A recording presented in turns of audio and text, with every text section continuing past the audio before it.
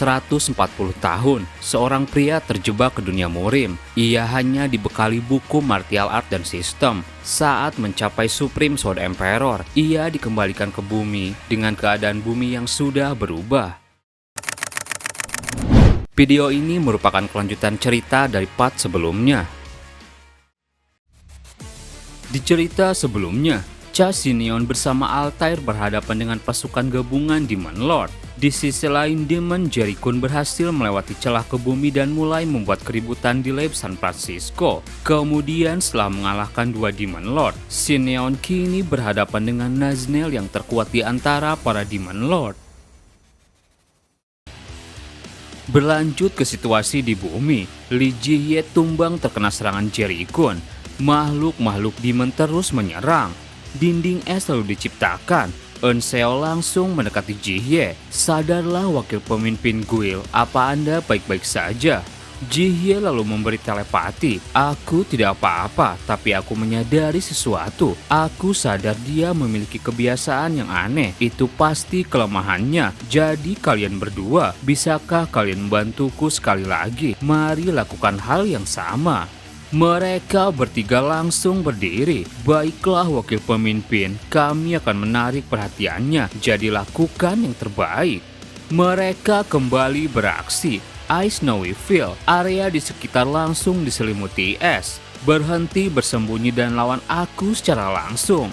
Jerikun bilang, dasar para makhluk menyedihkan. Kalian takkan bisa mengalahkanku. Eun Seo langsung melepaskan 3 busur panah yang tepat mengenai para makhluk demon. Sihir es terus dilancarkan. Dari belakang satu demon menyerang. Eun Seo langsung memberi cover. Dan di sana, Jihye langsung bergerak dengan cepat sudah berada di depan Jerikun. Sialan, sejak kapan kau sampai ke sini? Meskipun kau melakukan itu, The Law of the Land. Ia kembali menciptakan jerat, tapi kali ini Jihye dengan pergerakannya bisa menghindar. Jerikun panik, ia mengeluarkan kertas mantra, tapi dengan cepat panah Eun Seo yang diselimuti es langsung membekukan tangannya. Jihye bilang, aku sudah menunggu kau mengeluarkan tanganmu. Dengan begitu skill yang sebelumnya tak bisa kau gunakan. Kemudian dengan satu tebasannya Jihye menghancurkan tangan Jerikun. Beraninya kalian para makhluk rendahan melakukan ini padaku. Jihye mengeluarkan kemampuannya. Mari kita akhiri ini. Satu gerakannya langsung menghabisi Jerikun.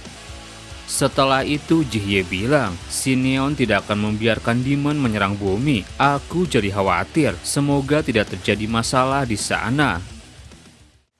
Di sisi lain di dimensi Demon, Altair kewalahan menghadapi Undead Demon. Sialan, tidak peduli berapa kali aku mengusir dan menyerang mereka. Mereka tidak ada habisnya selama Artia masih mengendalikan mereka. Dan sepertinya dia sama sekali tidak kelelahan. Jika ini terus berlanjut, Cha Xinion akan berakhir dalam situasi di mana dia harus menghadapi Artia dan Naznel. Jika Xinion kalah, semuanya akan kembali ke kondisi awal. Aku tidak bisa membiarkan itu terjadi.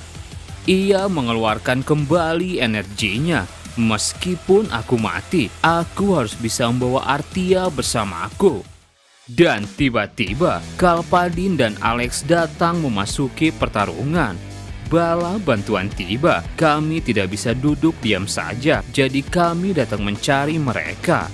Artia kesal, bagaimana bisa demon sepertimu? Aku tidak percaya kalian bekerja sama dengan makhluk rendahan kotor.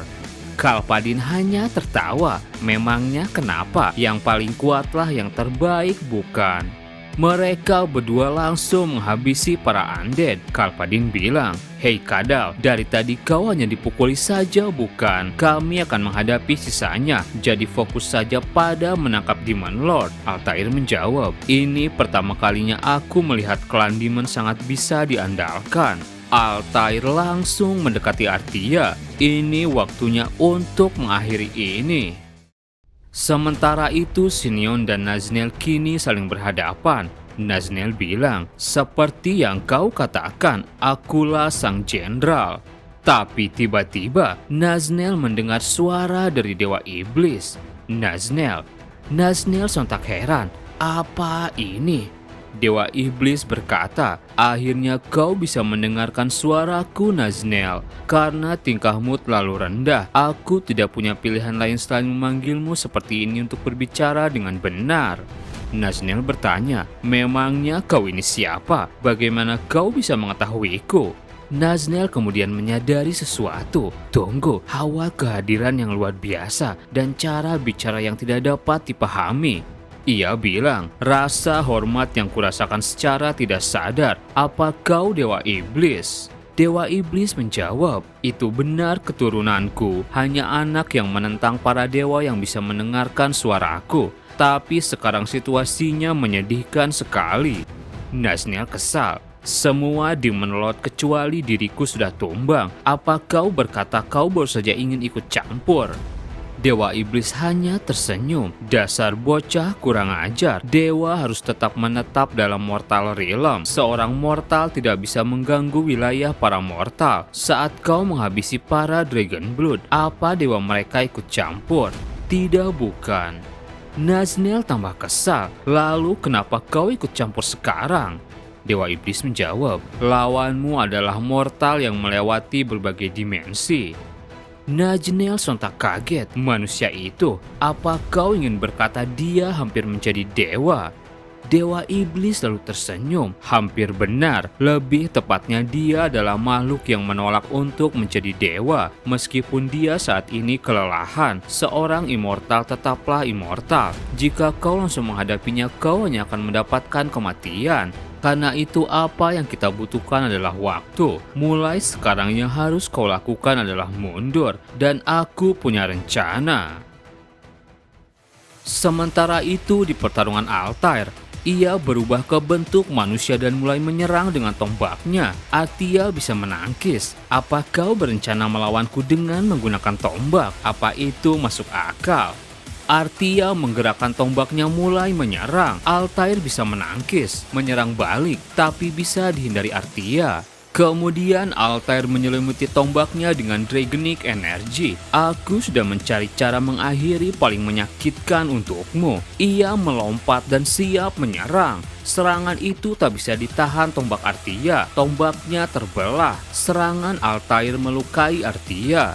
"Wajahku, beraninya seseorang sepertimu menggores wajahku. Matilah sekarang."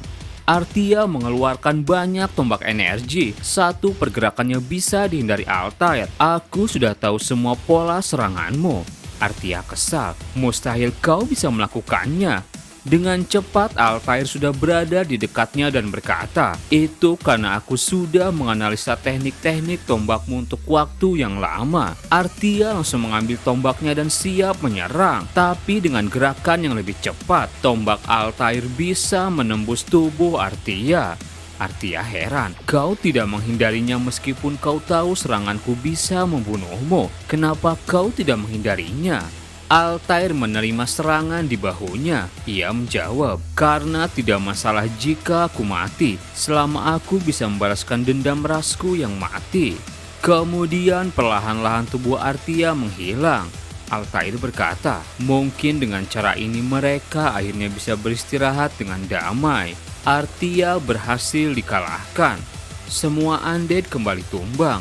Kalpadin senang, akhirnya kita bisa menang. Sementara itu, Naznel yang menyadari perkataan Dewa Iblis berkata, "Saya akan mematuhi perintah Anda. Mari kita mundur." Ia bilang pada semua demon, "Biarkan hanya pasukan depan yang menghadapi musuh dengan jumlah seimbang. Sisanya mundur. Siapapun yang menolak akan segera dihukum mati. Perintah ini berasal dari Dewa Iblis. Akan ada kejayaan setelah kematian." Semua demon yang mendengar itu sedikit kesal. Demi tujuan Dewa Iblis, setidaknya kematian ini tidak akan sia-sia. Pasukan depan maju sementara demon lainnya mundur. Sinyon bingung sendiri. "Apa aku tidak salah dengar?" Kalpadin tersenyum. "Dengan ini kita dapat menyelesaikannya dengan mudah." Sinyon bilang, "Hei Naznel, aku tak akan membiarkanmu pergi. Kalau begitu mati saja bersama Dewa Iblismu." Ia mengeluarkan pedang energi, melompat dan siap menyerang. Tapi kemudian sebuah serangan api muncul. Sineon yang terkena itu heran, bukankah ini Fire Fear milik Rodiak? Seseorang lalu datang. Aku takkan melepaskan ikan yang telah tertangkap begitu saja. Sudah lama tidak bertemu. Sineon menyadari itu. Kau Madness bukan? Jadi kau meminjam tubuh demon lain? Apa kau melakukan Divine Possession?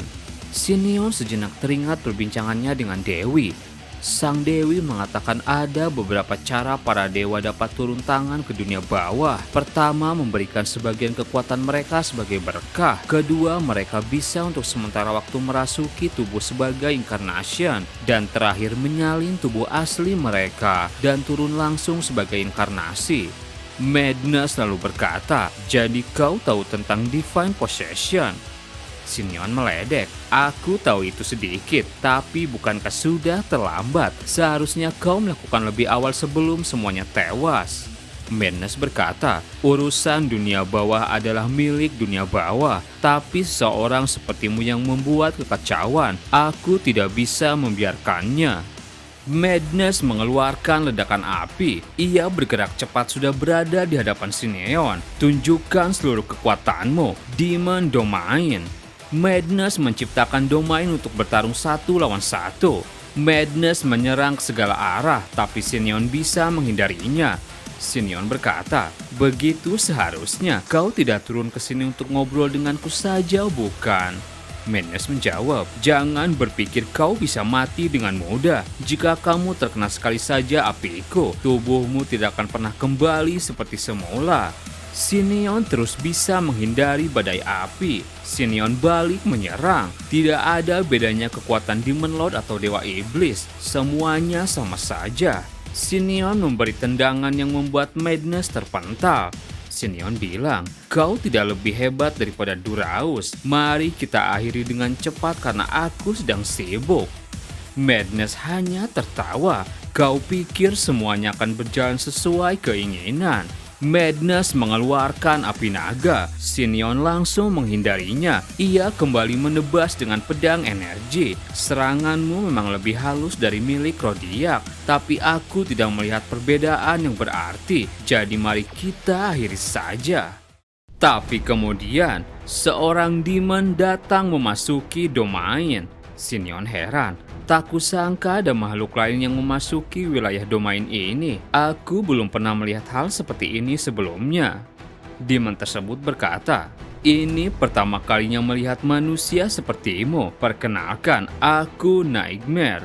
Sineon dalam hatinya bilang, tidak ada informasi sama sekali tentang kemampuan sosok ini. Sineon bilang, jadi begitu. Jangan bilang kalau kalian semua akan muncul satu persatu secara bergiliran. Nightmare berkata, ini adalah kemampuanku sendiri, lihatlah. Nightmare kemudian bisa memasukkan banyak demon ke dalam domain. Sineon dengan pedangnya mulai menebas mereka. Kalau aku membunuh tubuh orang itu, Undead ini pasti akan berhenti bergerak. Jadi kita mari serang dulu dia. Sineon melompat, satu tebasan yang membuat kepala Nightmare terlepas. Tapi di sana, Nightmare masih sadar kekuatanku ini berbeda. Selama kekuatanku masih ada, aku tidak akan pernah mati. Dan kemudian, Duraus yang sudah tumbang kini bangkit kembali. Duraus berkata, Sineon, kekuatanku bukan sesuatu yang bisa digunakan oleh sembarang makhluk, tapi aku menemukan wadah yang cocok. Sekarang saatnya menikmati penderitaanmu. Namaku Slaughter. Dewa Iblis Slaughter ternyata merasuki tubuh Duraus. Sineon kini melawan beberapa Dewa Iblis sekaligus. Sialan, ini situasi terburuk yang mungkin terjadi. Sineon berkata, jika ada banyak Demon Lord yang memiliki perlindungan, maka seharusnya ada banyak Dewa Iblisnya, bukan? Apa kalian akan muncul lebih banyak? Slaughter bilang, kau hanya membuang waktu dengan rasa penasaran terhadap hal-hal yang tak mampu kau hadapi. Sineon terus memprovokasi. Kau kira akan menang hanya karena kau melakukan Divine Possession? Slaughter menjawab, setidaknya aku bisa mengukur kekuatanmu lebih awal. Kau memang lebih kuat daripada kami yang telah melakukan Divine Possession. Akan tetapi sekarang kau kelelahan dan berada di ambang batas. Jadi ceritanya akan berbeda. Pertarungan dimulai. Slaughter mengeluarkan pedangnya dan maju. Keduanya beradu pedang. Sinion heran. Energi dalam tubuhku bocor hanya karena bersentuhan dengan pedang ini. Slaughter berkata, bagaimana rasanya? Bisakah kau rasakan perbedaan antara Demon Lord dan Dewa Iblis? Sinion masih bisa mengimbangi pergerakan Slaughter. Sinion berpikir, berbeda dengan Duraus yang menyerap Life Force melalui luka. Sebenarnya apa kemampuannya? Slaughter bilang, pada dasarnya Blood Fate-ku menyerap seluruh energi dari makhluk yang disentuhnya. Jadi sekuat apapun dirimu, pertarungan ini hanyalah masalah waktu. Sinion terus menangkis. Sialan, gerakan pedangnya begitu elegan dan tekniknya nyaris tanpa celah. Semakin lama kami bertarung jarak dekat, semakin buruk bagiku. Andai saja aku bertarung menggunakan energi pedang seperti sebelumnya. Sinion lalu menjaga jarak. Slaughter hanya tertawa. Kau mencoba menjauh dariku itu sia-sia. Sebanyak apapun kau berjuang di dalam Demon Domain ini, kau hanya seperti tikus yang terkena racun. Ia memberi satu serangan. Sinion bisa menghindar, tapi terkena sayatan serangan Slaughter. Serangan itu juga mengenai dua dewa iblis lainnya. Sinion bingung. Kalian menyebut saudara, tapi begitu mudah membuang mereka. Slaughter menjawab, apa kau kira kami akan mati karena cangkang kami hancur? Berhenti lari dan lawan aku dengan sungguh-sungguh makhluk abadi. Sinion kembali berpikir, kalau begitu aku hanya perlu menuangkan cukup kekuatan untuk menghancurkan wadahnya. Sinion melompat dan meningkatkan kekuatannya. Slaughter bisa menghindar. Apa kau pikir bisa mengalahkanku dengan kekuatan selama ini? Kemudian satu tusukannya menembus tubuh Sinion. Slaughter tertawa. Betapa menyedihkan dirimu sekarang. Serahkan kekuatan hidupmu dengan sukarela. Perlahan domain itu menghilang. Rekan-rekan Sinion dibuat syok. Sinion, kau seharusnya tidak mati. Slaughter berkata, ini adalah akhir. Tapi di sana, Sinion masih sadarkan diri. Tidak, ini baru permulaan. Di sana Sinion menyerap kekuatan Slaughter. Slaughter sontak heran. Kenapa kau bisa mengambil kekuatanku? Aku jelas menusuk jantungmu. Tunggu, kekuatan ini. Jangan bilang kau meniru Blood Fate-ku. Pedangnya lalu bisa dipatahkan. Sinion berhasil menyembuhkan diri. Kini ia diselimuti di benik energi. Slaughter langsung menjaga jarak. Ia mengeluarkan cambuk dan kembali menyerang. Kau berani meniru kekuatanku. Tapi kemudian Sinion bisa menangkap cambuk tersebut dan kembali menyerap kekuatannya. Slaughter tambah panik. Betapa bodohnya. Kau kira Blood Fate kekuatan yang mudah dikendalikan. Kau bahkan meninggalkan tubuh fisikmu. Cambuknya lalu terserap. Sinion sudah berada di hadapannya. Satu tonjokan diberikan. Kau pikir aku tidak tahu soal ini? Aku tidak menggunakannya sejak awal karena aku tahu ini berbahaya. Sinion mengeluarkan kemampuan Slaughter. Slaughter kelabakan. Berhenti berpura-pura kuat. Aku bisa merasakan kekuatan dalam dirimu bertabrakan hebat. Sinion menjawab, kau benar. Aku sekarang memang tidak stabil. Tapi tetap saja. Sinion kembali mengeluarkan pedang energi. Tetap saja inilah satu-satunya pilihan terbaikku. Ia memberi satu tebasan. Slaughter terus mengoceh. Aku takkan kalah. Sinion memberi tonjokan. Slaughter teriak, kenapa tubuhmu belum hancur juga? Sinion langsung mencekiknya. Kau banyak bicara. Sudah aku bilang aku menggunakannya dengan benar. Mungkin sudah saatnya memberikan nama baru untuk kekuatan ini. Demon Soul. Dalam hatinya Sinion berpikir, ada alasan kenapa seni bela diri melarang teknik penyerapan energi. Kekuatan ini menyerap energi tanpa pandang bulu. Energi dari Slaughter terus diserap. Apa kau berniat terus begini sampai aku mati kekeringan? Jiwamu pasti sudah berubah. Kau bisa dibilang sudah setara dengan Demon Lord. Sineon hanya tertawa. Sayang sekali ini bukan wujud asliku, tapi kalau aku membunuhmu sekarang akan sempurna. Slaughter berkata, kau itu kejam. Sineon hanya tersenyum. Suatu kehormatan, itu pujian darimu bukan? Sineon kemudian berhasil menghabisi Slaughter. Terima kasih buat teman-teman yang udah nonton video ini sampai habis. Mohon maaf jika ada salah. Admin pamit dan sampai jumpa di video berikutnya.